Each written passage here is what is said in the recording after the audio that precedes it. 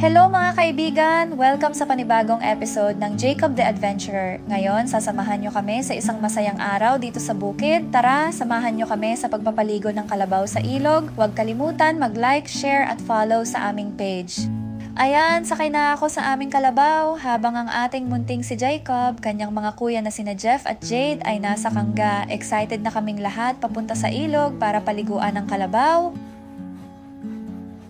Habang dahan-dahang naglalakad ang kalabaw papunta sa ilog, ramdam na ramdam namin ang presko ng hangin dito sa bukid. Ang mga bata naman, enjoy na enjoy sa kanilang biyahe sa kangga. Ang mga tanawin dito, sobrang nakaka-relax. Perfect talaga ang araw na ito para sa isang adventure sa ilog kasama ang buong pamilya.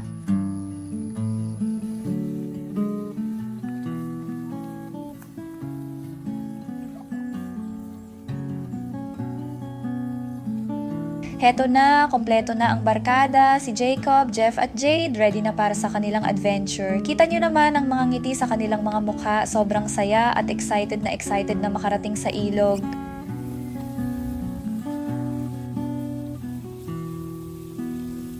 Sige, lakad pa tayo, malapit na tayo sa ilog, ang kalabaw natin, chill lang, parang nag-e-enjoy din siya sa biyahe, parang alam ng kalabaw na naka-video tayo, kunwaring nagdadrama din. Yes, narating na natin ang ilog, ready na kaming paliguan ng aming alagang kalabaw. Pero syempre, kunwaring moments muna tayo para sabihin parang totoo itong video, o diba, charot? Ayan, pakita natin ang napakagandang ilog, ang linaw lubog ng tubig, lakas kasi ng ulan, kaya ayan, lubog kaayo, nakaka-relax talaga ang tanawin dito, parang nasa paraiso.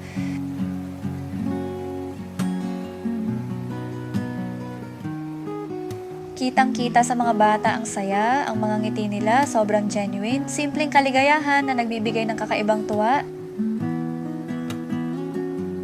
Tapos moments ulit tayo para sabihing artista kunwari, charot!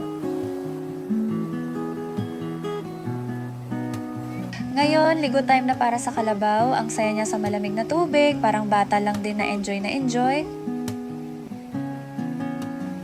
Enjoy ang aming kalabaw na si Bruno sa pagligo. Feel na feel niya. Feeling ko nga alam niyang naka-video kami. Nax naman!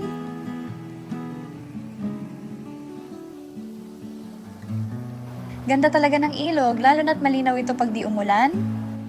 Tingnan nyo, pati yung aso naming si Dungol sumali na rin sa ligo. Ang cute nilang dalawa, parehong enjoy na enjoy sa tubig.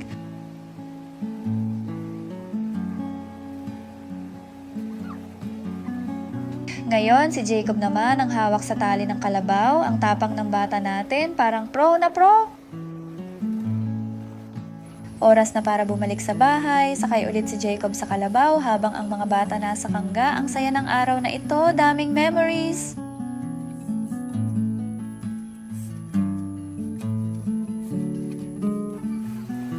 Aba, umulan, pero okay lang, refreshing pa rin. Ang tunog ng ulan, parang musika sa pandinig. Ang bango ng hangin pagkatapos ng ulan, ibang klase. Ang sarap magkape ng native. Nakailang kape na nga ako, pero ang sarap pa rin humigop.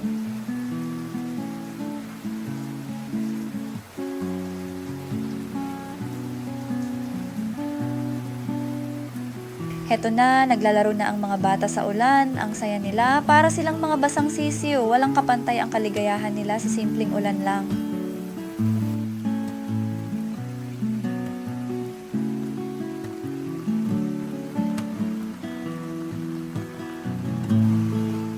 Ulan pa more, ang saya ng mga bata.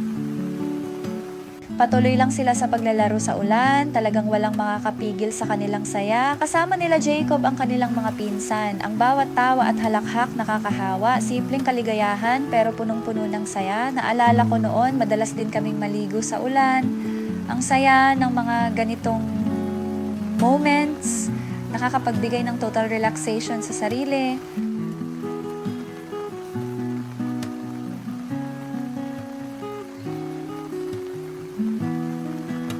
Tuloy pa rin ang ulan at tuloy pa rin ang saya. Talagang walang kapantay ang ligaya ng buhay bukid. Pag ganitong umuluan, malamang maraming uhong or mushroom pagkatapos nito. Sarap nung lagain at sabawan.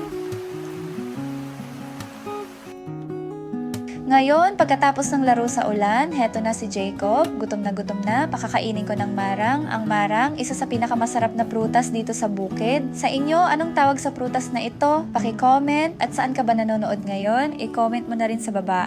Shoutout kita sa next video natin. Tignan nyo naman si Jacob, bawat kagat parang heaven. Ang tamis ng marang, perfect para sa isang masayang araw. Nakikita nyo kung gaano siya ka-enjoy? Talagang walang tatalo sa simpleng kaligayahan ng buhay bukid. Huwag kalimutan mag-follow, like, at share para lagi kayong updated sa aming mga adventures.